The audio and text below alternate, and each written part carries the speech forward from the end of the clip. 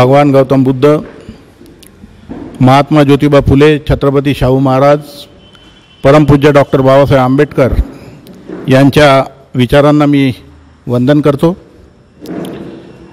आजच्या संविधान जागर कार्यक्रमाला उपस्थित कार्यक्रमाचे अध्यक्ष, या कार्यक्रमात उपस्थित असलेले गणमान्य विजयकुमार कर्डकजी सूत्रसंचालक, आयोजक Madhukarji Shinde, Lohkare sir, Khemchand Dhemke sir, Ashok More, Ashok Rathod sir, Jagtap sir, Bansod साहेब, मंगेश रोकडे साहेब, भूमिपुत्र चॅनलचे संपादक विनोद नाठे, कापडणे गुरुजी, विशाल रोकडे, शोभाताई मोरे, रुक्मिणी मोरे, सुनीताताई शिंदे, नगरसेवक शशीभाऊ उबाळे आणि आता आलेले शिंदे साहेब, ग्रामपंचायतच्या सरपंचा ताई द्वारकाताई शीत, आमचे ज्येष्ठ बौद्धाचार्य आर जगताप साहेब, या कार्यक्रमाचे प्रमुख आयोजक शिवदासजी मजदी गुरुजी, आमचे मित्र विधितज्ञ बीजी बनसोडे साहेब आणि सर्व उपस्थित बंधू आणि भगिनींनो, सर्वांची नावं घेणं शक्य नाही, ज्यांची नावं राहिली असतील तरी त्यांनी मला माफ करावं। आज कार्यक्रमाला उशीर जरी झाला परंतु फार चिंतनशील कार्यक्रम आपला होत आहे। प्रत्येकाचे अनुभव हे फार काही ॲक्नॉलेजमेंट ज्याला म्हणतो, एक प्रकारची पोच देऊन जात आहे। बनसोडे साहेबांचे अनुभव सांगत असताना गहिवरून आलं, बनसोडे सरांचं कार्य किती उदात्त आहे आणि पत्नी तिकडे हॉस्पिटलला ॲडमिट आहे आणि सर इकडे मंत्रालयामध्ये समाजाचं काम करत आहेत। काय यांनी सरांना मी विनंती करेल की त्यांनी एक आत्मचरित्र लिहावं, हे समाजापुढं यावं। समाजामध्ये बनसोडे सरांसारखे आणि अनेक कार्यकर्ते आपल्या आपल्या परीनं समाजासाठी काम करत असतात, परंतु ते कार्य समोर येत नाही। गुरुजींचा उल्लेख त्यांच्या शिष्यांनी किती आदरयुक्त भावनेने केला। मला केळसकर गुरुजींची आठवण झाली की केळसकर गुरुजींनी बाबासाहेबांना असंच पुस्तक भेट दिलं होतं। चर्नी रोडच्या गार्डनमध्ये वेळोवेळी भेटायचे, चर्चा करायचे, म्हणजे अनेक आहेत। आता आपले नगरसेवक आहेत शशीभाऊ, त्यांनी पण 2 शब्दात सांगितलं, कार्यक्रमाला ज्या अभ्यासू लोक असतात तेच लोक असतात बा। ते प्रत्येकाचं कार्य म्हणजे ही जे चळवळ आहे, ह्या चळवळीला आपण आत्मसन्मान चळवळ म्हणतो, सेल्फ रिस्पेक्ट मूव्हमेंट। बरे आता ह्या मोबाईलच्या जमान्यामध्ये सोशल मीडियामुळे लोकांना आपला मोबाईल घ्यायचा आणि पोस्ट करायचं, काहीतरी लिहायचं, परंतु ह्या चळवळीचं बॅकग्राऊंड काय आहे? हे बॅकग्राऊंड आहे सेल्फ रिस्पेक्ट मूव्हमेंट, म्हणजे आत्मसन्मान चळवळ। बाबासाहेबांनी सांगितलं आपल्या लेखांमध्ये आत्मसन्मान चळवळ म्हणजे काय, तर ज्या माणसाला स्वतःचा सन्मान नव्हता, माणूस म्हणून ज्याला माहीत नव्हतं, त्या माणसाला माणूस म्हणून मेलेला माणूस जिवंत करणं। उदाहरणार्थ महाडचं चौदार तळ्याचा सत्याग्रह आहे, म्हणजे काही महाराष्ट्रामध्ये किंवा भारतामध्ये आपल्याला पाणी मिळत नव्हतं अशातला काही भाग नाही, परंतु बाबासाहेबांनी महाडच्या चौदार तळ्याचं आंदोलन करून आपल्याला हे दाखवून दिलं की बघा तुम्ही माणूस आहे, परंतु तुम्ही माणूस असूनही तुम्हाला तुमचे हक्क मिळत नाहीत, तुम्हाला पाण्याला स्पर्श करू दिले जात नाही। आणि इतरांनाही दाखवायचं होतं, ब्रिटिश गव्हर्नमेंट होतं, त्यांनाही सांगायचं होतं की या देशामध्ये आम्ही माणूस असून आम्हाला माणसासारखी वागणूक मिळत नाही। काळाराम मंदिर सत्याग्रह केला, तो कशासाठी केला? मंदिरं देवदेव पूजायचे होते का? हे देव धर्म तर सोडूनच द्यायचे होते, खूप आधी ठरवलं होतं बाबासाहेबांनी, ओपन जरी केलेलं नव्हतं तरी। परंतु आपल्याच माणसाला सांगायचं होतं की तुम्ही माणूस आहात आणि तुम्ही माणूस असूनही तुम्हाला मंदिरामध्ये येऊ दिल्या जात नाही। ही प्रतिकात्मक आंदोलनं बाबासाहेबांनी केली आणि म्हणून आपल्यातला माणूस जागा झाला। याचं पूर्वी काय होतं, त्याला असं वाटत होतं, आपल्या माणसाला असं वाटत होतं की बाबा रे आपण अस्पृश्य आहे, महार आहे, मातंग आहे, आपल्याला ह्या विहिरीवर पाणी भरण्याचा, सवर्णांच्या विहिरीवर पाणी भरायचा अधिकार नाही. बरोबर आहे. कशाला यांच्या मंदिरात जाता आपण जर या समाजाचे आहोत. त्याला असं वाटतच नव्हतं की माझाही हक्क आहे ना माझ्या हक्कावर काही गदा येते. हा जो स्फुल्लिंग आपल्यामध्ये जागृत केला आणि मग बाबासाहेबांनी धर्मांतर केलं, 35ला घोषणा केली तो की मी ज्या धर्मामध्ये जन्मलो त्या धर्मात मी मरणार नाही. त्याच्यामधले अजून काही वाक्य आपण बरेचदा घेत नाही की मनुष्य मात्राला नीच समजणाऱ्या धर्मामध्ये जरी मी जन्मलो तरी मी हे माझ्या हातात नव्हतं, परंतु तो सोडून देणं माझ्या हातात. आणि मग ही चळवळ पुढे नेत बाबासाहेबांनी धर्मांतर केलं, गुलामगिरीचं जोखड टाकून दिलं. तर ही सेल्फ रिस्पेक्टची चळवळ चालवत असताना बाबासाहेब म्हणाले की जागृतीचा विस्तव विजू देता कामा नये. आणि हे वाक्य धरून आमची माणसं जागोजागी काम करत आहेत. निश्चितच गटातटामध्ये विखुरलेले आहे, परंतु जो एक अस्मिता जी जागृत झाली आणि त्या अस्मितेसाठी वेळोवेळी जी आंदोलनं झाली ज्यामध्ये एकी दाखवली, ती एकी फार वाखाणण्यासारखी आहे. मग ते रिडल्सचं प्रकरण असो, सरांनी सांगितल्याप्रमाणे रमाबाई आंबेडकर अत्याचाराचं प्रकरण, खैरलांजी प्रकरण असो किंवा कुठलंही आंदोलन असो, सर्व गटतट मतभेद बाजूला ठेवून आम्ही एकत्र येतो. आणि म्हणून सरकारला कोणताही निर्णय घ्यायचा असेल तर ह्या समाजाला गृहीत धरून चालत नाही, त्याचा विचार करावा लागतो. एक तुकाराम माने म्हणून आमचे भटक्या जमातीचे मित्र आहेत, चांगले लेखक आहेत, इंजिनियर होते, रिटायर झाले, वडार समाजाचे आहे पण बौद्ध धर्म घेतला त्यांनी. परंतु वडार समाजाचं ते काम करतात, म्हणजे भटक्यांचं सगळ्या यांचं युनियनचं काम करतात, नेहमी मंत्रालयात जातात. ते मला उद्वेगाने एकदा म्हणाले, सर म्हणे आम्ही मंत्रालयात गेलो निवेदन देऊन, कोणी विचारत नाही, फक्त 2 समाजाला विचारतात म्हणे. म्हणजे खरी गोष्ट सांग, कोणत्या एक बौद्ध लोकांचं, आपल्या आंबेडकरी लोकांचं निवेदन आलं मग कोणत्याही पक्षाचं असो म्हणे, आणि दुसरं मुस्लिमांचं आलं की सगळे म्हणे सचिव मंत्री कान टरकावून ऐकतात, त्यांना चहा पाजतात म्हणे. आणि आम्ही गेलो की आम्हाला म्हटलं असं काही नाही. मी त्यांची समजूत घातली की हा जो आक्रमकपणा आलेला आहे, किंवा याला आक्रमक शब्द नाही होणार बरोबर, परंतु एक स्वाभिमानाची जी ज्योत आमच्यामध्ये आलेली आहे, ती ज्योत ह्या सेल्फ रिस्पेक्ट मुवमेंटनी आले. आणि त्या मुवमेंटमध्ये शिवदास मजदेजी आहेत, बनसोडे सर आहेत आणि अनेक लोक आहेत ज्यांनी काम केलं. मी न्यायाधीश असताना अनुभवलं आणि सार्वजनिक जीवनात असतानाही अनुभवलं की बरेच आपले कर्मचारी असतात, कार्यकर्ते असतात, पुढे येत नाहीत, सांगत नाहीत, पण आपला माणूस म्हटलं की ते त्यासाठी आपलं काम करतात. निश्चितच 2% बेईमान लोक आहेत आणि तो मनुष्य स्वभाव आहे, त्या स्वभावाला काही टाळता येत नाही. परंतु 98% लोक चळवळीला योगदान देतात, परंतु फ्रंटवर येत नाही, पण आपल्या प्रमाणे काम करतात. आजच्या विषयाकडे येत असताना गुरुजींनी आज दुहेरी कार्यक्रम ठेवलेला आहे. एक तर आपल्या बाबासाहेबांच्या पत्रकांचा आणि वर्धापन दिन म्हणून, कारण 31 ऑक्टोबर 1931ला जनतेचा अंक प्रकाशित झाला होता. तर बाबासाहेबांनी आपल्या चळवळीसाठी जेव्हा साऊथ ब्युरो कमिटी आली, साऊथ ब्युरो कमिटी 1919ला आली, ती कशासाठी आली तर इथल्या नागरिकांना काही प्रतिनिधित्व द्यायचं होतं ब्रिटिशांना सरकारमध्ये. आणि ते प्रतिनिधित्व देत असताना बाबासाहेबांना आपल्या लोकांसाठी विशिष्ट प्रतिनिधित्व पाहिजे होतं, ती मागणी करायची होती. आणि ती मागणी त्यांनी साऊथ ब्युरो कमिटीला 1919ला केली. परंतु त्यावेळी त्यांना प्रकर्षानं जाणवलं की आपल्या ह्या मागण्या समाजापुढे नेण्यासाठी आपल्याला एका पत्रकाची जरूरत आहे.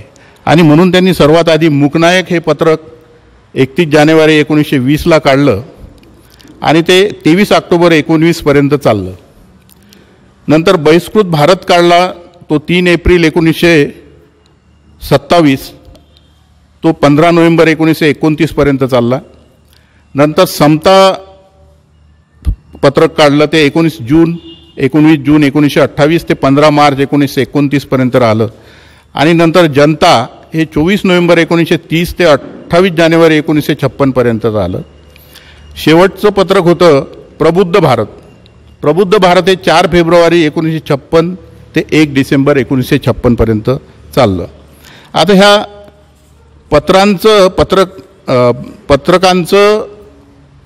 पत्रकांचा संग्रह असलेली पुस्तकं काही महाराष्ट्र सरकारने प्रकाशित केलेली आहे, काही प्रायव्हेट समता प्रकाशन नागपूरनी जनताचे बहुतेक अंक प्रकाशित केलेले आहे. ते आपल्याला त्या चळवळीचा इत्थंभूत इतिहास सांगतात. बाबासाहेबांच्या रायटिंग अँड स्पीचेसचे व्हॅल्यूम भाषणं, बाबासाहेबांच्या काळातील त्यांनी पब्लिश केलेली ही पत्रकं, ही जर तुम्ही वाचली तर त्यावेळी ही मूव्हमेंट कशी पुढं आली, आपण इथपर्यंत कसे आलो हे समजायला त्याची एक मदत होते. अनेक असे विषय आहेत, जसं की संविधान बनवत असताना काँग्रेसच्या सदस्यांनी आरक्षण हे फक्त 10 वर्षासाठीच राहावं असा एक ठराव केला होता. तेव्हा बाबासाहेबांनी त्याला प्रचंड विरोध केला. राजकीय आरक्षण 10 वर्षाचं असावं, पण शैक्षणिक आणि नोकरीचं आरक्षण हे 10 वर्षासाठी किंवा त्याला लिमिट असावी ही बाब त्यांना मान्यच नव्हती. बाबासाहेब म्हणाले की मी ही बाब जगाच्या वेशीवर टांगेल. आमची प्रगती तुम्ही कुंठित करण्याचा प्रयत्न करत आहे. आणि शेवटी संविधान सभेला त्यांनी नमवलं. संविधान सभेने तो ठराव मागे घेतला, परंतु ही बातमी कोणी छापली नाही. ती बातमी बाबासाहेबांच्या बहिष्कृत भारतमध्ये छापली. त्याचं हेडिंग दिलं होतं त्यांनी अस्पृश्यांचा महान विजय, अस्पृश्यांचा महान विजय म्हणून, आणि त्यामध्ये ही बातमी छापली. एक अलीकडच्या काळामध्ये जो मराठा आरक्षणाचा जो मुद्दा आहे तो त्याकडे नंतर जाऊया आपण. पण काही मराठा लोकांना पंढरीच्या विठोबा मंदिरामध्ये प्रवेश नाकारला होता. पुजाऱ्यांनी त्यांना बाहेर काढलं होतं की तुम्हाला प्रवेश नाही म्हणून. ती बातमी बाबासाहेबांच्या पत्रकामध्ये आलेली आहे. आता माझ्याकडे त्याचा संदर्भ नाही, पण माझ्याजवळ आहे तो. नंतर आता आपण जेव्हा आरक्षण मागतो किंवा बौद्धांचं आरक्षण हा एक मुद्दा घेऊन मी नेहमी काम करत असतो. आता आपले 2 नगरसेवकही आहे, गणमान्य लोकही आहे, पक्षाशी जोडलेले आहे. तर हा मुद्दा मी एक 5 मिनिटात सांगतो की आपल्याला बौद्धांना बौद्ध म्हणून आरक्षण मिळते, परंतु ते महाराष्ट्र सरकारमध्ये मिळते. केंद्र सरकारचं आरक्षण घ्यायचं असेल तर धर्मबौद्ध आणि जात महार लिहावं लागते. कारण संविधान अनुसूचित जाती आदेश 1950 हा जो कायदा 90ला केला व्ही.पी. सिंगच्या काळामध्ये, जेव्हा बौद्धांना आरक्षण लागू झालं त्यावेळी त्यांनी धार्मिक पात्रता दिली. कारण सुरुवातीला 1950ला फक्त हिंदू आणि पंजाबच्या काही शीखांना आरक्षण लागू होतं. नंतर 1956ला शीखांना लागू केलं. 14 ऑक्टोबर 1956ला आम्ही धर्मांतर करणार, परंतु त्याच्या पूर्वीच फक्त 2 लोकांना आरक्षण लागू केलं, हिंदू आणि शीखांना, आणि बौद्धांना आरक्षण लागू केलं नाही. त्यामुळे बौद्धांना आरक्षणापासून वंचित व्हावं लागलं. Doctor D.P. मेश्राम म्हणून एक नागपूरवरून विधानसभेसाठी निवडून आलेले होते. तर डॉक्टर D.P. मेश्राम हे अनुसूचित जातीचे होते, अनुसूचित जातीच्या राखीव मतदारसंघातून निवडून आले होते, परंतु ते बौद्ध होते, म्हणजे धर्मांतर केलेलं होतं त्यांनी, म्हणून त्यांची निवड ही रद्द करण्यात आली होती. म्हणजे बौद्ध झाल्यामुळे आरक्षण रद्द झालेलं होतं. आता बाबासाहेबांनी धर्मांतरानंतर 15 ऑक्टोबर 1956ला नागपूरलाच सांगितलं की ह्या ज्या सवलती आहेत त्या सवलती मी तुम्हाला मिळवून दिल्या आणि त्या मी परत मिळवून देणार. त्यांना माहीत होतं की ह्या सवलती जाणार धर्मांतरानंतर, परंतु निश्चितच त्या सवलती महार म्हणून मिळवून देणार हा त्यांचा उद्देश निश्चितच नसावा. कारण जेव्हा धर्मांतर केलं आपण तेव्हा धर्मही सोडला आणि जातही सोडली. आणि महार जातीची व्याख्या आमचे लोक बरीच मोठी मोठी व्याख्या करतात. महार म्हणजे महाराष्ट्र राज्य हे महाराहून नाव पडलं, महारे राजे वगैरे वगैरे लोक खूप पुस्तकं पण लिहिले लोकांनी त्यावर. परंतु खुद्द बाबासाहेब काय म्हणतात, व्हॅल्यूम 17 पेज 117 पेज 137 मध्ये बाबासाहेब म्हणतात की महार हे नाव मृत आहार करण्यावरून पडलं. मृत मांस खाणाऱ्या आहार करणाऱ्याला महार असे म्हणतात. हा जो सिद्धांत मांडलेला आहे तो भांडारकरांनी, तो सिद्धांत मला मान्य आहे. आणि महाराष्ट्राचं जे नाव आहे ते महार जातीवरून पडलेलं नाही. ते म्हणतात की एखाद्या राज्याचं नाव जर द्यायचं तो पूर्वापार जात असली पाहिजे. तर ती महार जे आहे हे 11व्या शतकात पहिल्यांदा ज्ञानेश्वरीमध्ये हा शब्द आलेला आहे. हा काही फार जुना शब्द नाही. त्यामुळे त्यांनी ही बाब नाकारली आणि म्हणून हे नाव. आणि मग त्यांनी बरंच मराठा आणि महार यांची कुळं कशी एकच आहेत, त्यांची बऱ्याच गोष्टीमध्ये जे त्यांचं साम्य आहे. जसं शिवाजी महाराजांच्या काळापर्यंत मराठा आणि महार हे दोन्ही लोक जोहार मायबाप म्हणत होते, परंतु शिवाजी महाराजांच्या काळानंतर मग ते रामराम म्हणायला लागले. हा समाज जोहार मायबाप म्हणत राहिला. तर अशा रीतीचे अनेक साम्य पण मराठा आणि याच्यामध्ये बाबासाहेबांनी दाखवलं की त्यांचे कुलदैवत, त्यांची आडनावं ही एक आहेत आणि हे दोन्ही लोक एकाच वंशाचे आहे असं सांगण्याचा त्यांनी तिथे प्रयत्न केलेला आहे.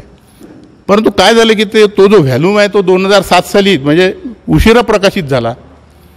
आणि आपल्या लोकांनी जे महार जातीवर पुस्तकं लिहिले ते त्याच्या आधीच लिहिले आणि तो रेफरन्स ते घेतल्या गेला नाही. आताही लिहितात. त्यांना म्हणतो बाबा बाबासाहेब जे म्हणतील मला काही म्हणजे महार समाजाविषयी गर्वानी हा खरंच लढवय्या समाज आहे, समाज लढवय्या आहे, त्याच्याबद्दल काही नाही. पण बाबासाहेब काय म्हणतात की आमच्यावर हिंदुत्व लादलं ती आमच्या पूर्वजांची नामुष्की होती.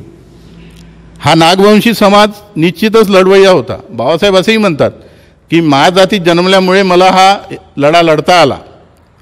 परंतु हे जे नाव आहे, टायटल आहे, ते त्यांना मान्य नव्हतं. हा जो वर्ग आहे, हा जो समूह आहे, म्हणून सोलापूरच्या कुर्डुवाडीच्या एका भाषणामध्ये बाबासाहेब 1936ला म्हणाले की महार आणि मांग नावात काय आहे की ज्याचा तुम्हाला स्वाभिमान वाटावा.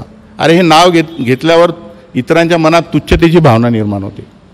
2-3 भाषणं आहेत त्यांच्यावर. आणि म्हणून त्यांनी हे नावही सोडून दिलं. धर्मांतरासोबत तुम्ही नामांतर करावं असंही त्यांनी म्हटलं. आणि धर्मही सोडला आणि जातही सोडली. आता आम्ही महार राहिलेलो नाही हे सूर्यप्रकाश इतकं सत्य आहे. तरीही कायद्याच्या चाकोरीसाठी, सवलतीसाठी आम्हाला महार लिहावं लागते. बरं, सवलती घेतल्या नाही तर आज आमची ती स्थिती नाही की सवलती घेऊ नये. आणि आरक्षणाचा सिद्धांत जो आहे हा फार मोठा आहे. बाबासाहेबांनी मला तेच सांगायचं होतं की आलो आहे मी त्या विषयाकडे, आठवलं मला की मी अभ्यास केला या गोष्टीचा. डॉक्टर विजय गायकवाड नावाचा एक विद्यार्थी कुर्ल्याचा एमडी झालेला डॉक्टर, तो UPSCच्या परीक्षेमध्ये पास झाला. UPSCच्या परीक्षेत पास झाल्याने महाराष्ट्र सरकार जे धर्मांतरित बौद्ध म्हणून जे सर्टिफिकेट देते ते सर्टिफिकेट त्यांनी UPSCला सादर केलं. UPSCनी म्हटलं की हे सर्टिफिकेट चालत नाही, तुझ्या दाखल्यावर महार लिहिलेलं नाही. कारण आपल्याकडे महाराष्ट्रात 2 दाखले मिळतात, 2 प्रकारचे. एक असतो कन्व्हर्टेड बुद्धी, he is converted Buddhist number 37. आणि दुसरा जो आहे तो सेंट्रल गव्हर्नमेंटच्या फॉर्ममध्ये आहे, त्याच्यामध्ये महार लिहिलेलं असते का he belongs to Mahar community. Central गव्हर्नमेंटला सेंट्रल गव्हर्नमेंटच्या नमुन्यामध्ये दाखला पाहिजे ज्यावर महार लिहिलेलं आहे, जे 1990च्या कायद्याप्रमाणे बरोबर आहे. आणि मग विजय गायकवाडला त्यांनी कळवलं की बाबा तुमची जे कास्ट लिहिली आहे धर्मांतरित बौद्ध हे महाराष्ट्र राज्याच्या अनुसूचित जातीच्या सूचीमध्ये नाही आहे. कारण राज्याच्या ज्या सूची असतात ते केंद्र सरकारने केलेल्या असतात अनुसूचित जाती आणि जमातीच्या. OBCच्या राज्य करू शकते, परंतु राज्याला तो अधिकार नाही. त्या सूचीमध्ये धर्मांतरित बौद्ध हा शब्द नाही आहे, म्हणून तुझं कॅन्डिडेचर हे रिजेक्ट करण्यात येत आहे. त्याची उमेदवारी रद्द केली. त्याला संधी दिली होती. त्याचे वडील भरत गायकवाड वकील आहे कुर्ल्याला, आमचे मित्र आहेत. त्यांनी आणि काही लोकांनी म्हटलं की बाबा बदलवून घे. म्हणजे असे अनेक प्रसंग आलेत आता इथे मावळचा तालुक्यातील एक विद्यार्थी रिझर्व्ह बँकेला लागला. त्याचं असं सर्टिफिकेट होतं. रिझर्व्ह बँकेने त्याला जॉईन करून घ्यायला नकार दिला. त्यांनी महारचं करून घेतलं. आम्ही सांगतो की जर असा अटीतटीचा प्रसंग आला असेल तर तिथं प्रेस्टिज पॉईंट करून घेण्याची गरज नाही आहे. जॉब महत्त्वाचा आहे. सुशिक्षित बेकार आहेच. जॉब लागतो आहे, बदलवून घे आणि जॉबला लाग. मग आपलं आचरण बौद्ध धर्माप्रमाणे करायचं आहे. त्यांनी बदलवून घेतलं. नगर जिल्ह्यातले अजून 2-3 असे अनेक विद्यार्थी आहेत. म्हणजे कल्याणचा एक रामटेके नावाचा विद्यार्थी, त्याचा IITला नागपूरला सिलेक्शन झालं. ऐन वेळेवर त्याला सांगितलं की तुझं सर्टिफिकेट हे चालत नाही कन्व्हर्टेड बुद्धिस्टचं. त्याला तिकडे साकोली म्हणून भंडाऱ्याकडे जाऊन ते महारचं सर्टिफिकेट करून आणावं लागलं वेळेवर. तर ही जी नामुष्की आहे आपल्यावर आलेली, ही नामुष्की टाळण्यासाठी एक उपाय आहे साहेब, की जी यादी आहे त्या यादीमध्ये धर्मांतरित बौद्ध कंसामध्ये अनुसूचित जातीतून धर्मांतरित हा जर शब्द आला तर आपल्याला महार लिहिण्याची गरज भासत नाही. जनगणनेमध्ये लोक बौद्ध लिहा, महार बौद्ध धर्म बौद्ध लिहा, जात महार लिहा रोज व्हॉट्सअपला याला पाठवतात. त्यांचं म्हणणं बरोबर आहे, कारण जनगणनेमध्ये आपली लोकसंख्या अनुसूचित जातीची दिसावी म्हणून ते लिहिणं गरजेचं आहे. परंतु माझं त्यांना म्हणणं आहे की तुम्ही एक पाऊल पुढं टाका, चळवळ पुढे न्या आणि त्यामध्ये सुधारणा व्हावी. संविधानामध्ये कलम 368 नुसार कायदे बनवण्याची, संविधान बदलवण्याची, हे संविधान बदलवण्याचा मुद्दा नाही, फक्त एक लेजिस्लेशन करावं लागतं आणि अनेक जाती अनेक धर्म याचा समावेश त्या लिस्टमध्ये होत असतो. अनेक समूह, धर्म नाही समूह, 1218 जवळजवळ समूह आहेत. तुमच्या माहितीसाठी सांगतो की 2007ला रविदास नावाचा एक धर्म आहे, रविदासी जात नाही आहे, पंथही नाही, धर्म आहे जागतिक लेवलला. त्यांचा समावेश यादीमध्ये 2007ला करण्यात आला. एक मिनिट.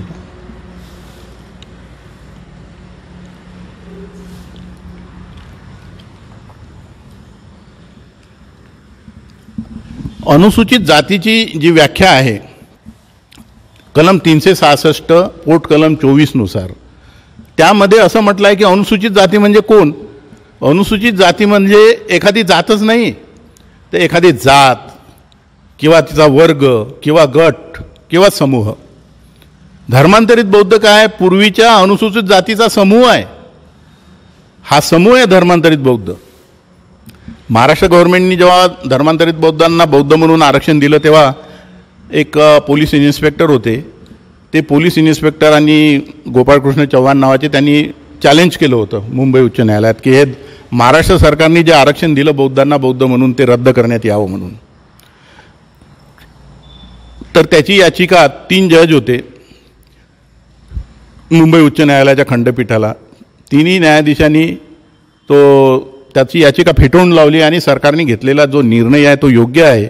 यांनी धर्मांतर जरी केलं तरी त्यांच्यावर जो अस्पृश्यतेचा कलंक आहे तो अजून गेलेला नाही असं न्यायालयाने मत मांडलं. आणि त्या निर्णयातच त्यांनी काय म्हटलं की आम्ही अनुसूचित जाती जमातीला जाती समजत नाही तर एक समूह समजतो. कन्व्हर्टेड बुद्धिस्ट हा समूह आहे. बाबासाहेबांनी एक लेख लिहिलेला आहे, त्यामध्ये तो व्हॅल्यूम 20 पेज 200ला आहे. बाबासाहेब म्हणतात की अनुसूचित जाती म्हणजे हिंदूंच्याच जाती नाहीत, तर रामदासी आणि आदी धर्म ह्या 2 लोकांना शेड्यूल कास्टच्या सवलती दिल्या. ब्रिटिश काळामध्ये म्हणजे गव्हर्नमेंट ऑफ इंडिया ॲक्ट 1935 जेव्हा केला त्यावेळी जे शेड्यूल कास्टला आरक्षण दिलं तीच योजना धरून संविधानामध्ये केली. तर त्यावेळी त्यांनी रामदासी जे आहे ते शिखांचा एक पंथ आहे. आदी धर्म काय आहे तर चर्मकार लोकांनी एक आदी धर्म म्हणून वेगळा आपला धर्म तयार केला, हिंदू नाही राहायचं. आणि गव्हर्नमेंटला लिहिलं की आम्हाला हिंदू चर्मकार म्हणून नाही नोंद करायची, आमचा आदी धर्म म्हणून करायचं. सरकारने ऐकलं. कबीरपंथी यांचा उल्लेख आहे पंजाबच्या लिस्टमध्ये. आता गेल्या वर्षी म्हणजे मार्च 21ला तामिळनाडूच्या 7 अस्पृश्य जाती ज्यांचे नावं आपली असे म्हणजे त्यांना असं वेगळी नावं तिकडली पण असे तुच्छता दर्शक वाटत होते. तर त्यांनी देवेंद्र कुल्ला नाव पाहिजे म्हणलं आम्हाला. म्हणजे देवेंद्र नावाचा कोणीतरी राजा आहे, त्या राजाचे वंशज अशा रीतीचं त्यांना नाव पाहिजे होतं. आणि त्यांची 90पासूनची ते मागणी होती. ती निवडणुकीच्या आधी ह्या सरकारने मोदीलाही ते भेटले होते, त्यांनी पूर्ण केली आणि त्या 7ही लोकांना देवेंद्र कुल्ला म्हणून या नावाने आरक्षण मिळते. कारण अनुसूचित जाती म्हणजे नुसत्या जाती नसतात, तर त्याच्या व्याख्येमध्ये तो एक समूह पण असतो. आणि 1990ला जेव्हा बौद्धांना आरक्षण लागू केलं केंद्र सरकारने, त्याची एक प्रस्तावना आहे. रामविलास पासवाननी जेव्हा ते बिल सादर केलं, त्याचा उद्देश एम अँड ऑब्जेक्ट त्याच्यामध्ये त्यांनी converted Buddhist is a group, धर्मांतरित बौद्ध हा ग्रुप आहे, समूह आहे असं बाबासाहेब म्हणाले. म्हणजे आम्ही समूह म्हणून जर लिस्टमध्ये आलो तर आम्हाला ते आरक्षण मिळू शकते. 1990ला त्यांनी आरक्षण जरूर केलं. त्याच्यामुळे काय झालं की DP मेश्रामची केस जी आहे जशी हारली तशी संदीपान थोरातनी रामदास आठवलेंच्या विरुद्ध केस टाकली होती. पंढरपूर मतदारसंघाच्या निवडून आल्यावर की बा हे बौद्ध आहे, यांचं आरक्षण रद्द करावं. तेव्हा मुंबई उच्च न्यायालयाने म्हटलं की त्यांनी बौद्ध जरी आहे परंतु 1990ला धर्मांतरित बौद्धांना आरक्षण लागू झालं, त्यामुळे यांची निवड रद्द करता येत नाही. 90 पूर्वी वेगळी परिस्थिती होती. 90 नंतर बौद्धांना आरक्षण मिळालं, पण तुमच्या लक्षात आलं असेल की जात महार लिहावं लागते. आणि माझं दुःख तेच आहे की आपण जेव्हा सेल्फ रिस्पेक्ट मुवमेंटमध्ये काम करतो तेव्हा जात महार न लिहिताही आम्हाला आरक्षण मिळावं. ठीक आहे, आज कायदा आहे, मजबुरी आहे, इट इज कंपल्शन. परंतु ते कंपल्शन आम्ही आमच्या चळवळीने काढून टाकलं पाहिजे. आम्हाला कन्व्हर्टेड बुद्धिस्ट म्हणून महाराष्ट्रामध्ये मिळतं. महाराष्ट्रात महार लिहायची गरज नाही, 1960पासून मिळतं ते. तर मी जेव्हा ही बाब समाजाला सांगतो की बाबा आम्ही अनुसूचित जातीच्या सूचीमध्ये जेव्हा येऊ, एक समूह म्हणून येऊ, बौद्ध कंसामध्ये कन्व्हर्टेड बुद्धिस्ट म्हणून जेव्हा येऊ आपण, त्यावेळी आपल्याला महार लिहायची गरज राहणार नाही. तर काही मंडळी असं म्हणतात की हे जाती निर्माण करायला चालले, आम्हाला एक जात म्हणून त्याच्यामध्ये सूचित करतात. यांचं बोलणं आणि त्यावेळी ज्यावेळी बाबासाहेब अस्पृश्यांना अनुसूचित जातीच्या सवलती मागत होते तर त्यांचं बोलणं हे सारखंच वाटलं मला. आणि म्हणून बाबासाहेबांनी आपल्या वर्तमानपत्रामध्ये उत्तर दिलेलं होतं की आरक्षण जे आहे हे समतेसाठी आहे, ही जी विषमता आहे ती समतेसाठी आहे. जेव्हा सर्वच लोक विषम आहे तेव्हा तुम्ही समान वाटप कसा करणार? विषम लोकांमध्ये त्यांची प्रगती करायला समान वाटप करावं लागेल. शाहू महाराजांनी जो घोड्याचं उदाहरण सांगितलं, तर ह्या अनुषंगाने आरक्षणाचं समर्थन करणारे अनेक लेख बाबासाहेबांच्या वर्तमानपत्रामध्ये तुम्हाला आढळतील. एक या विषयाच्या अनुषंगाने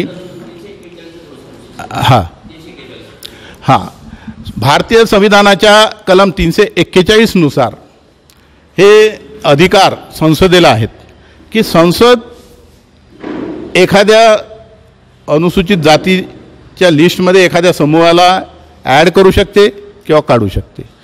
कोणाला आजपर्यंत काढलेलं नाही, परंतु ही मागणी महाराष्ट्र सरकार म्हणजे ज्या राज्याची आहे त्या राज्यांनी जर केंद्र सरकारकडे पाठवली, शिफारस केली, तर केंद्र सरकारने आजपर्यंत जेवढ्या काही शिफारसी आल्या त्या शिफारसी स्वीकार केलेल्या आहेत.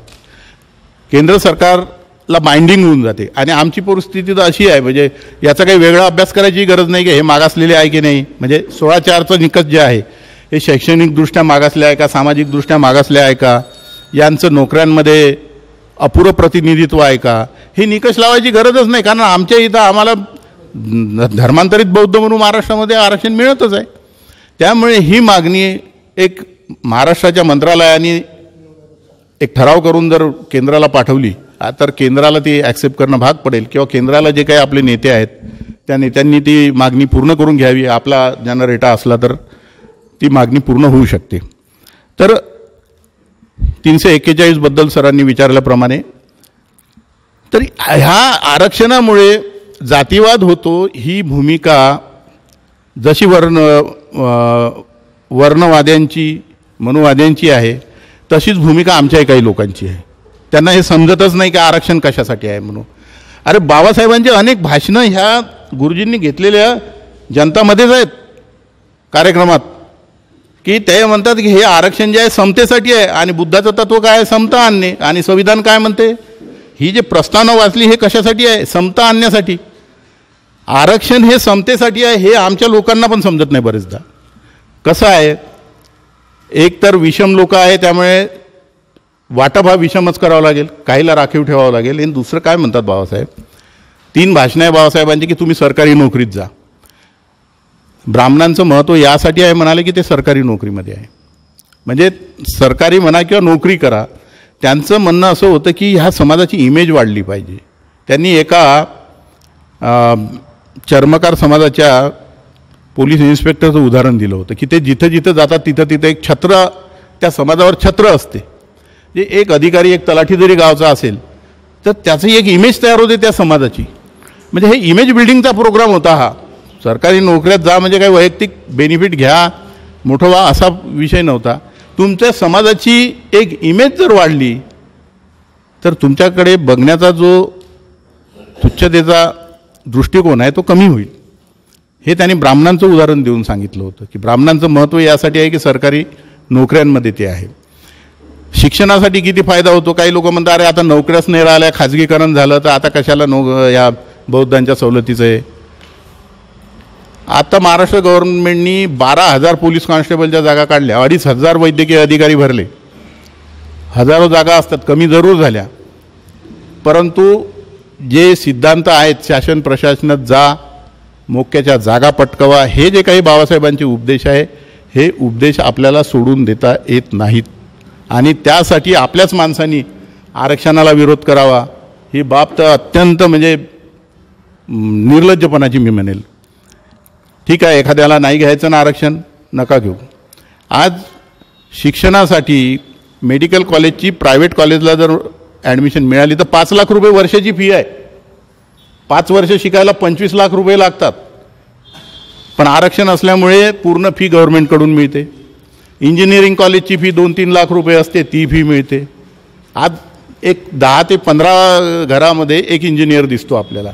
कोणी सॉफ्टवेअर आहे, कोणी मेकॅनिकल आहे, कोणी इन्स्ट्रुमेंटमध्ये आहे. कसं आलं, कुठून आले हे पैसे? अरे हे आरक्षण बाबासाहेबांनी देऊन ठेवलं म्हणून सरकार फी भरते. विदेशात मुलं गेले तर 80 लाख रुपये त्या मुलाला शिक्षणाला सरकार देते. त्यामुळे आरक्षणाचा विरोध हा होऊ शकत नाही. 1951चं एक उदाहरण सांगतो की मद्रास गव्हर्नमेंट जे आहे, आता जे तामिळनाडू गव्हर्नमेंट आहे त्या तामिळनाडू गव्हर्नमेंटनी शिक्षणामध्ये आरक्षण दिलं होतं SC STला. तर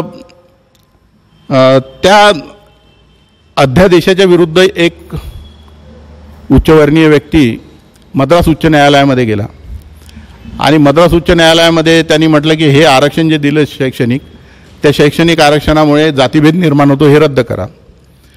मद्रास उच्च न्यायालयाने त्याचं म्हणणं मान्य केलं. मग त्यावर मद्रास सरकार हे सुप्रीम कोर्टात गेलं. सुप्रीम कोर्टातही त्यांनी तेच सांगितलं की हे जे ॲडमिशनमध्ये शैक्षणिक संस्थांमध्ये आरक्षण दिलं त्यामुळे जातीभेद होतो आणि हे रद्द व्हावं. सुप्रीम कोर्टाने त्याचं म्हणणं ऐकलं आणि ते आरक्षण रद्द झालं. त्यावेळी बाबासाहेब विधिमंत्री होते. बाबासाहेबांना जेव्हा माहीत झालं तेव्हा बाबासाहेबांना मोठा संताप झाला की ज्या आरक्षणासाठी मी या संविधान सभेमध्ये आलो, मोठ्या मोठ्या लोकांशी मी लढा दिला, संविधानामध्ये तरतूद केली. आता कोर्टाचं काय म्हणणं होतं की संविधानामध्ये नोकरीचं आरक्षण आहे, शैक्षणिक आरक्षण नाही आहे. परंतु त्याच संविधानामध्ये मार्गदर्शक तत्वामध्ये मागासवर्गीयांच्या उत्थानासाठी विविध उपाययोजना करण्याची तरतूद नीतिनिर्देशक तत्वामध्ये करून ठेवलेली आहे. आणि म्हणून बाबासाहेबांचं म्हणणं होतं की ऑलरेडी घटना जी आहे, संविधान जे आहे ते अधिकार देते सरकारला. असं असतानाही सुप्रीम कोर्ट म्हणते. मग त्यांनी म्हटलं की ठीक आहे, शैक्षणिक सवलतीसाठी विशेष तरतूद करून देऊ. आणि मग त्यांनी पहिलं अमेंडमेंट, पहिली घटना दुरुस्ती पार्लमेंटमध्ये आणली 15/4 आणि 4 की शैक्षणिक आरक्षण सरकारला देता येईल अशा रीतीची ती दुरुस्ती होती. तेव्हा विरोधकांनी बाळासाहेबांना म्हटलं की हे सुप्रीम कोर्ट आहे, त्याच्या जजमेंटच्या विरुद्ध आपण काही करणं हा सुप्रीम कोर्टाचा अवमान होईल. बाळासाहेब म्हणाले की विधिमंत्री म्हणून मला सर्वोच्च न्यायालयाच्या निर्णयाचा जरूर सन्मान आहे, परंतु माझ्या समाजासाठी असलेल्या ज्या तरतुदी आहेत त्या जर पायदळी तुडवल्या जात असेल तर मला ती घटना दुरुस्ती केलीच पाहिजे. आणि मग एक सदस्य उभा झाला आणि म्हणाला की मिस्टर आंबेडकर, तुम्ही हे घटनेचं मंदिर बांधलं आणि तुम्हीच तिला पाडत आहे. तेव्हा बाळासाहेब म्हणाले की जरूर मी घटनेचं मंदिर जरूर मी बांधलं, परंतु पुजाऱ्याने जर घाण केली तर ते कोण साफ करायची. आणि मग ती पहिली घटना दुरुस्ती केली बाळासाहेबांनी. आणि म्हणून मग आपल्याला शैक्षणिक आरक्षण लागू झालं. ह्या सर्व आरक्षणासंबंधीच्या बातम्या ह्या सुद्धा त्या काळच्या बाबासाहेबांच्या पत्रकांमध्ये प्रकाशित झाल्या होत होत्या. म्हणून बाबासाहेबांच्या पत्रकांना फार महत्त्व आहे. मध्ये एक मिनिट,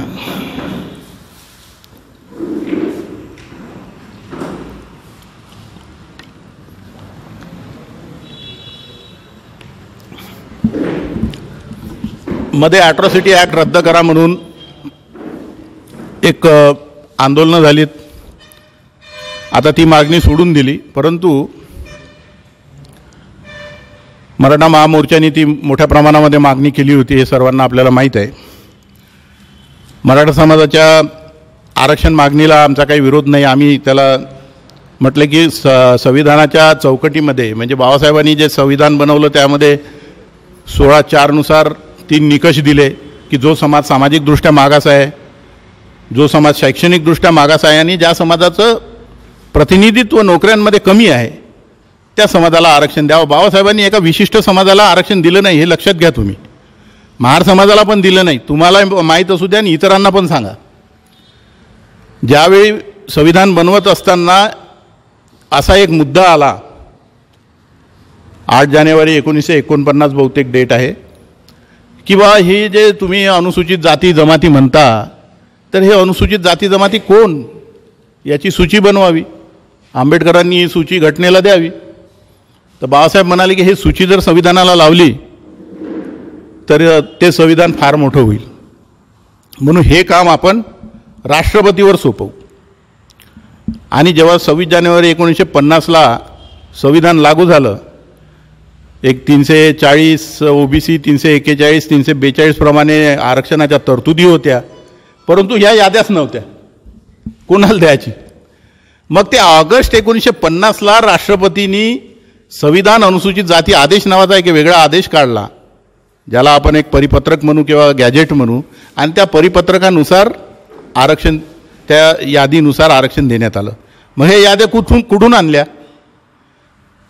ह्या याद्या गव्हर्नमेंट ऑफ इंडिया ॲक्ट 1935ला भारत सरकारने शेड्यूल कास्ट म्हणून government of India schedule caste order 1936 म्हणून एक अध्यादेश जारी केला होता, ज्यामध्ये ही यादी होती. त्या यादीमध्ये थोडाफार बदल करून ती यादी ऑगस्ट 1950ला लावली. बरं, गव्हर्नमेंट ऑफ इंडिया ॲक्टनीला जी लावलेली यादी होती ते कुठून आली? ती ब्रिटिश सरकारने ज्या सर्वे केलेला होता जनगणना 1931ला, त्यापूर्वी 1919ला, त्यामध्ये 1931ला त्यांनी अस्पृश्य समाज हे कोण आहेत त्याचा एक निकष लावला होता. त्याचे 10 निकष होते. अशा कोणत्या जाती आहे की ज्यांच्याकडे ब्राह्मण पूजेला जात नाही, अशा कोणत्या जाती आहे की ज्या गोमांस खातात, अशा कोणत्या जाती आहेत की ज्यांना सार्वजनिक ठिकाणी पाण्याला स्पर्श करू दिल्या जात नाही, अशा 10 निकष होते. त्या निकषामध्ये ज्या जाती उतरल्या त्यांनी डिप्रेस क्लासच्या टेबलमध्ये घेतलं आणि त्यांची जी सूची होती ती सूची गव्हर्नमेंट ऑफ इंडिया ॲक्ट 1935ला जोडली. मग हे अशी जादूसारखी जोडली का बटन दाबलीन जोडली? नाही.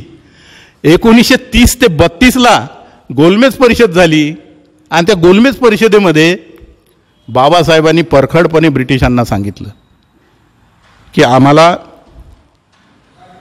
आरक्षण पाहिजे, आमचं प्रतिनिधित्व असलं पाहिजे.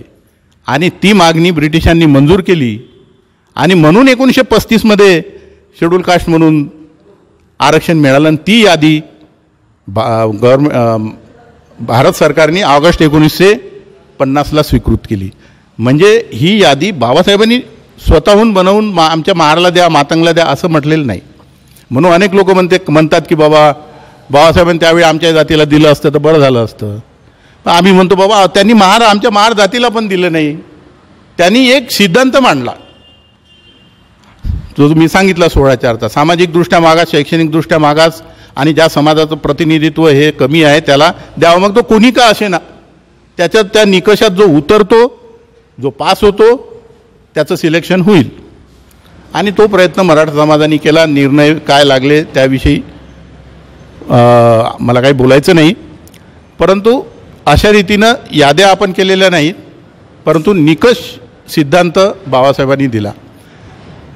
हे यासाठी मी सांगत होतो की ज्यावेळी गोलमेज परिषदेमध्ये ब्रिटिशांनी म्हटलं की ब्रिटिश सरकारपुढे असं ठरलं की गोलमेज परिषद कशासाठी झाली होती हे तुमच्या लक्षात आणून देतो की भारतातल्या लोकांना ब्रिटिश सरकारला प्रतिनिधित्व द्यायचं होतं. त्यांना स्वातंत्र्य देण्याचा मनसुबा त्यांचा फार आधीपासून चालला होता. मग हे स्वातंत्र्य देण्यापूर्वी इथलं सरकार कसं चालेल, इथली राज्यघटना कशी चालेल, यासाठी त्यांनी ती गोलमेज परिषद घेतली. विविध जाती धर्माचे लोक बोलवले.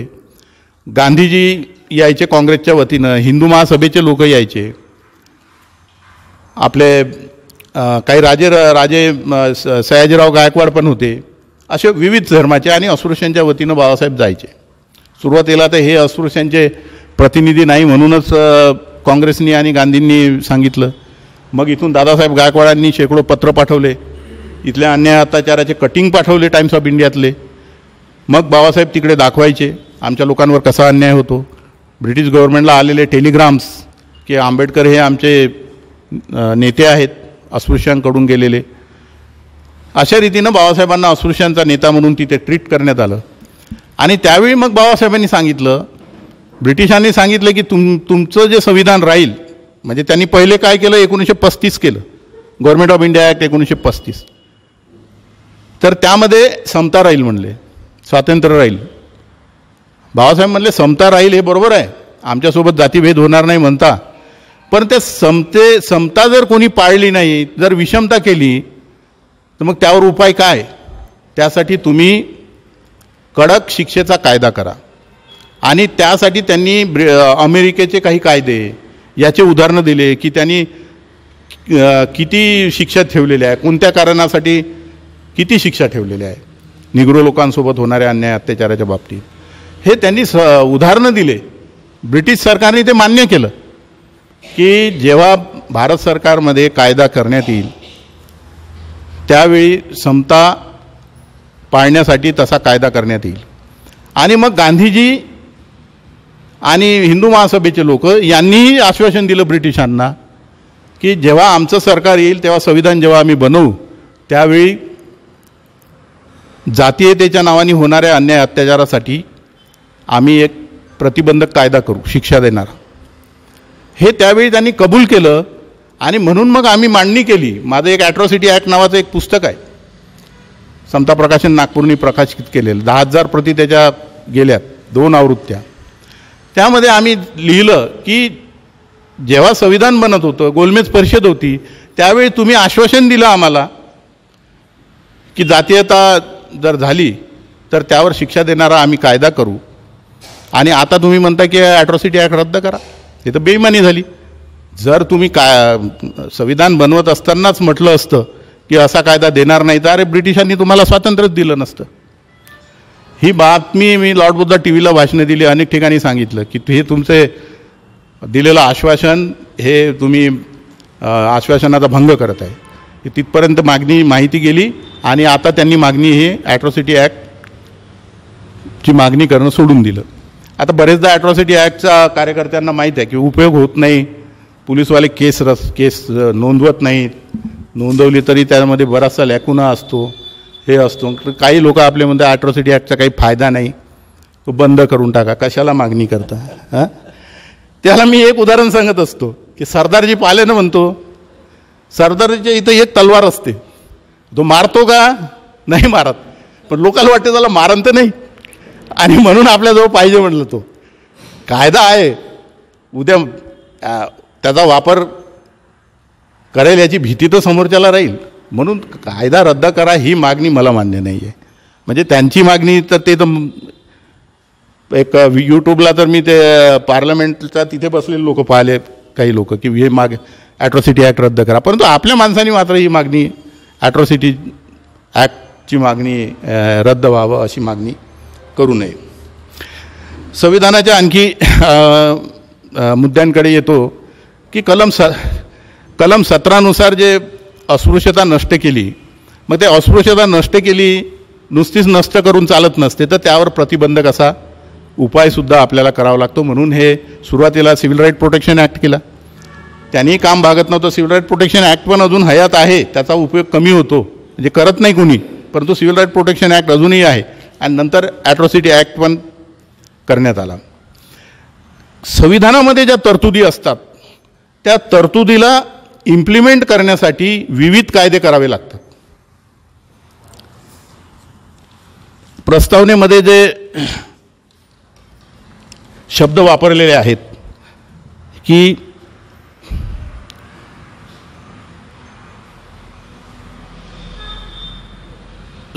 संधीची समानता निश्चितपणे प्राप्त करून देण्याचा आणि त्या सर्वांमध्ये व्यक्तीची प्रतिष्ठा, हा व्यक्तीची प्रतिष्ठा जो आहे ना, हा शब्द फार महत्त्वाचा आहे. मग ही व्यक्तीची प्रतिष्ठा जोपासण्यासाठी विविध कायदे करावे लागलेत. ह्याच वाक्याच्या अनुषंगाने जो हिंदू कोड बिल करण्यात आलं, तर त्या हिंदू कोड बिलमध्ये ज्या तरतुदी केल्या बाबासाहेबांनी, महत्त्वाची म्हणजे एकपत्नीत्व. पूर्वी काय होतं, हिंदू बौद्ध जैन सिखांमध्ये अनेक पत्नीत्व होतं, एका माणसाने कितीही बायका करायच्या. विधवेला विवाहाचा अधिकार नव्हता, स्त्री पुरुषांना समानतेचा अधिकार नव्हता प्रॉपर्टीमध्ये, दत्तक घेण्याचा महिलांना अधिकार नव्हता. हे सगळे जे बॅड एलिमेंट्स आहेत, वाईट चालीरीती, ह्या फक्त हिंदूमध्ये होत्या असं नाही, हिंदूमध्ये होत्या, बौद्धामध्ये होत्या, शिखामध्ये होत्या. ह्या लोकांच्या वाईट प्रवृत्ती नष्ट करण्यासाठी हा हिंदू कोड बिल तयार केला. आजचे जे हिंदू कायदे आहेत ते हिंदू कोड बिलातून केलेले आहे, बाबासाहेबांच्या हिंदू कोड बिलामधून केलेले आहेत. त्यांनी काय केलं की ह्या ज्या एक पत्नीत्व आणलं, महिलांना अधिकार दिले, महिलांना दत्तक घेता येते, वयाची मर्यादा घातली, त्याच्यामुळे अल्पवयीन मुलीशी लग्न करता येत नाही. ह्या सगळ्या तरतुदी करताना पुराणमतवाद्यांचा फार विरोध झाला. त्यांनी तर काही म्हटलं की मुलीचं वय हे त्यावेळी बाबासाहेबांनी 14 टाकलेलं होतं, मुलाचं 16 टाकलेलं होतं. म्हणजे 8 वर्षाचंच वय पाहिजे, अशा रीतीच्या त्यांना मुलीचं वय 8च वर्षात लग्न झालं पाहिजे, अशा रीतीची मागणी होती त्या लोकांची. म्हणजे याला पण प्रचंड विरोध झाला. तर ही जे एक पत्नीत्व आलं, म्हणजे आज ह्या हिंदू कोड बिलामुळे सर्वच जाती धर्माच्या महिला ज्या आहे त्यांची प्रतिष्ठा जोपासल्या गेली. म्हणून बाबासाहेब म्हणाले की नुसत्या संविधानामध्ये तरतुदी करून चालत नाही, तर त्या इम्प्लिमेंट करण्यासाठी पूरक कायदे पाहिजेत. आणि हिंदू कोड बिल हे त्यासाठी आहे म्हणाले. हा जो प्रतिष्ठा जोपासण्याचा जो शब्द आहे त्यामध्ये, तो महिलेची प्रतिष्ठा त्यामुळे जोपासल्या जाईल. 498 हे कलम आलं, महिलांवर जर अन्याय अत्याचार होतात, का आलं तर त्या महिलेची त्या घरामध्ये प्रतिष्ठा जोपासल्या जावी. काम करणाऱ्या महिलांवर होणाऱ्या लैंगिक अत्याचाराला प्रतिबंधक कायदा. बालकांच्या विरुद्ध होणारे लैंगिक अत्याचार यावर कायदा, पास्को ॲक्ट, हे पूरक कायदे जे आले ते कायदे संविधानाच्या अनुषंगाने करावे लागले आणि केल्या जातात. गुरुजींनी आज दिलेला जो विषय होता की संविधानातल्या स्वायत्त संस्था आणि त्यांचे कर्तव्य, तर स्वायत्त संस्था म्हणजे काय, तर एक कॉन्स्टिट्यूशनल आणि कॉन्स्टिट्यूशनल आणि लेजिस्लेटिव्ह अशा दोन प्रकारचे आहेत. म्हणजे संविधानिक आणि वैधानिक. संविधानामध्ये ज्या नमूद केलेल्या संस्था आहेत, मग त्या सर्वच प्रकारच्या, आता ज्युडिशरी आहे, इलेक्शन कमिशन आहे, लोकसेवा आयोग आहे, नियोजन आयोग आहे, संविधानामध्ये ज्याचा उल्लेख आहे त्या असतात संविधानिक. आणि वैधानिक म्हणजे काय, त्या संविधानात नाहीत परंतु सरकारने एक कायदा करून निर्माण केलेले असतात, त्या असतात वैधानिक. जसं RBI आहे, reserve bank of India, CBI आहे, किंवा NIA संस्था आहे, किंवा आता हे जे ED आहे, हे संविधानात नाही, हे लेजिस्लेटिव्ह आहेत, म्हणजे संविधानाने निर्माण केलेले आहे. संविधानिक संस्था म्हणून केंद्र सरकारने नरसिंहरावच्या काळामध्ये पंचायत राज जी व्यवस्था संविधानामध्ये दाखल केली, 242 कलम आहे बहुतेक, त्याचे पोटकलम आहे, ती संस्था स्वायत्त संस्था म्हणून एक नव्यानं दाखल करण्यात आली. वेळोवेळी होणाऱ्या ज्या भासणाऱ्या ज्या गरजा आहे, आता GSTचा ॲक्ट त्यांनी, जसं फायनान्सची जी तरतूद आहे त्याच्यामध्ये GSTची तरतूद त्यांनी घटनात्मक तरतूद केली.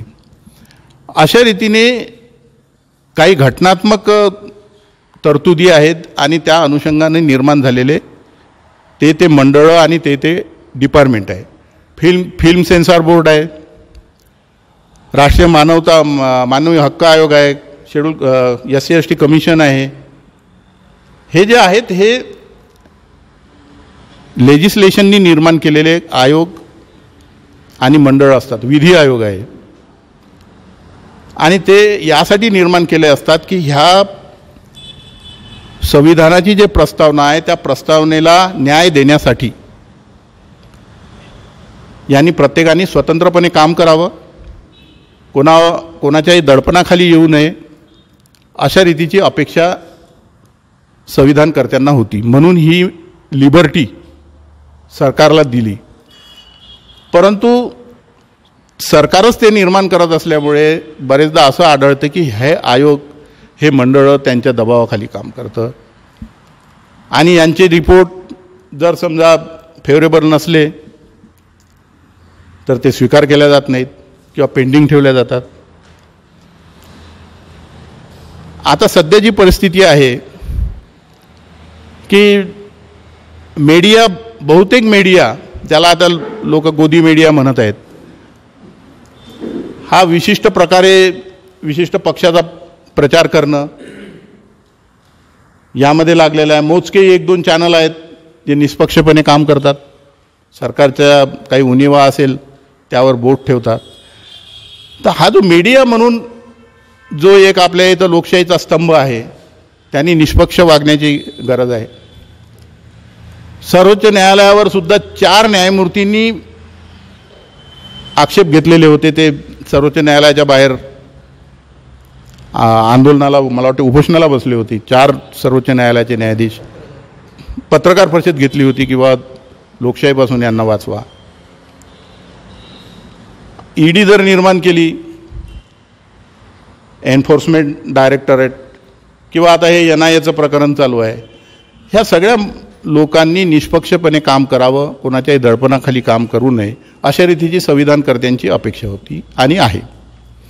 राज्यपालाला 12 आमदारांची यादी दिली महाराष्ट्र सरकारने, राज्यपालांनी अजूनही ती मान्य केलेली नाही. आता त्यामध्ये काही TV वर आम्ही जे चर्चा ऐकतो त्यामध्ये असं म्हणतात की बा संविधानामध्ये आंबेडकरांनी मुदतच दिली नाही, किती दिवसात ते यादी स्वीकारावी म्हणून. बाबासाहेबांनी एक नीती दिली, नीती शिकवली की कुठलीही गोष्ट हे न्याय्यदृष्ट्या ज्युडिशियली स्वीकृत करणे किंवा अस्वीकृत करणे याची मर्यादा ही त्यांनी स्वतः स्वीकारायची. प्रत्येक गोष्टीसाठी बंधनं, मर्यादा, कायदे हे टाकण्याची गरज नाही. छोट्या छोट्या गोष्टी त्यांचा फार प्रचंड विश्वास होता की एखाद्या माणसाला जर गव्हर्नर म्हणून निवडल्या जाते तर तो माणूस या संविधानावर विश्वास ठेवतो, अभ्यासक असेल, अशा रीतीच्या कल्पना संविधान निर्मात्यांना होती. म्हणून ह्या छोट्या छोट्या गोष्टीसाठी काही त्यांनी ह्या तरतुदी केल्या नाही. परंतु सरकारला जर वाटलं तर सरकार त्या अनुषंगाने एक रूल तयार करू शकते. लोकसभा आणि राज्यसभा निर्माण केलं, परंतु त्याचं कामकाज कसं चालणार यासाठी पार्लमेंटरी अफेअर्स म्हणून रूल्स केले.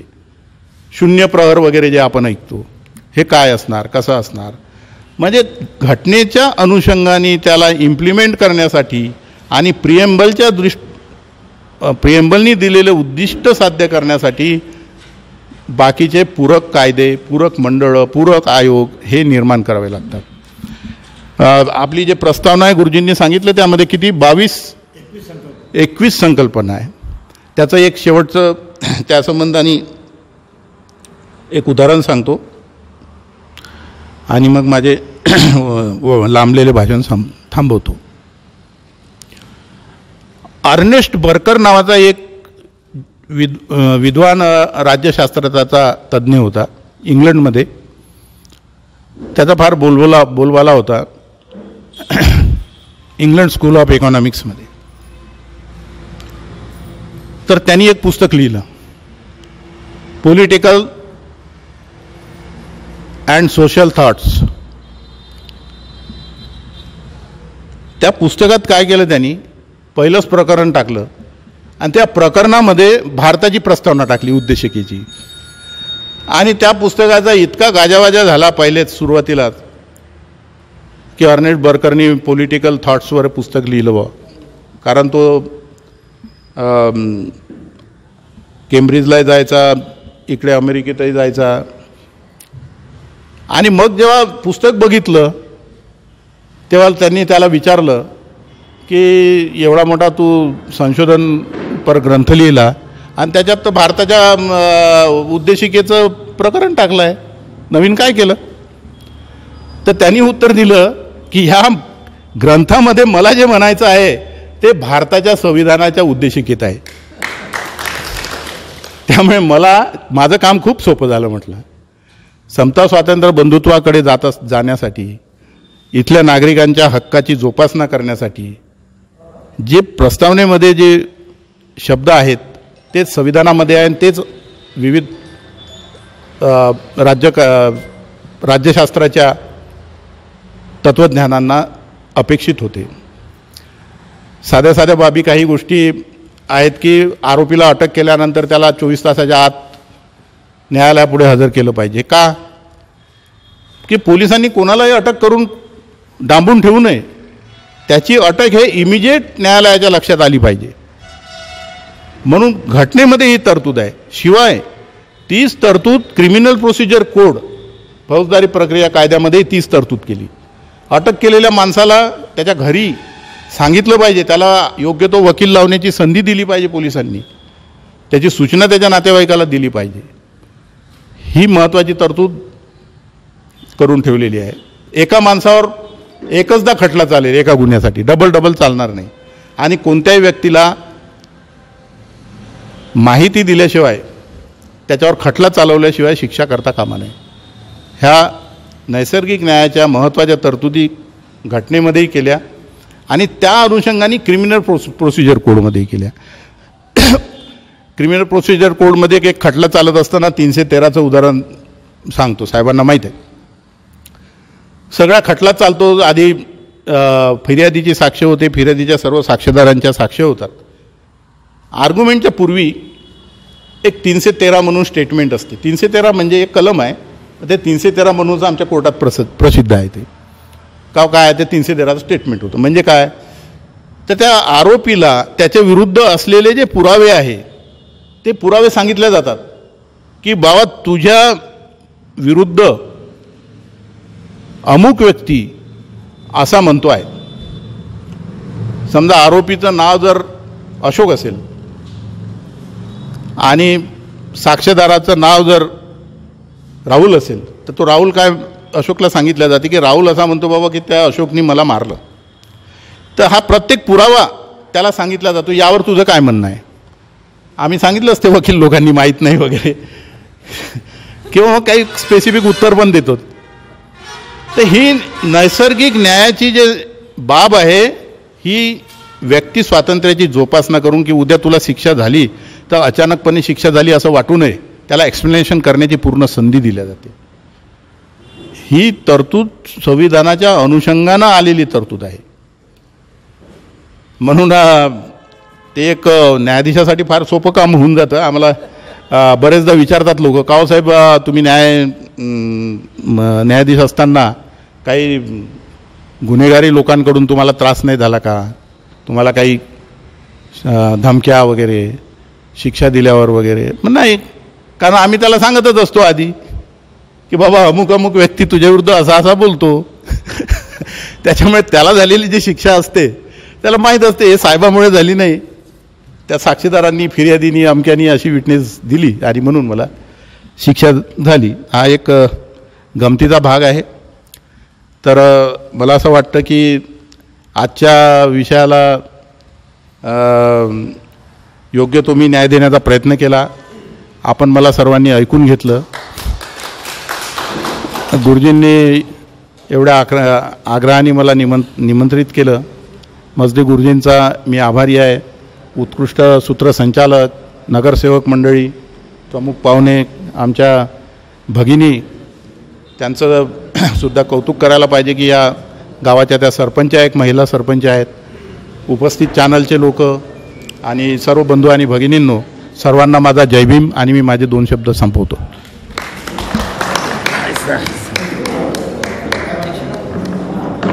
नमस्कार. आपलं हक्काचं चॅनल भूमिपुत्र महाराष्ट्र, शेतकरी, कामगार, शोषित, पीडितांना न्याय देणारं हक्काचं चॅनल म्हणजे भूमिपुत्र महाराष्ट्र चॅनल.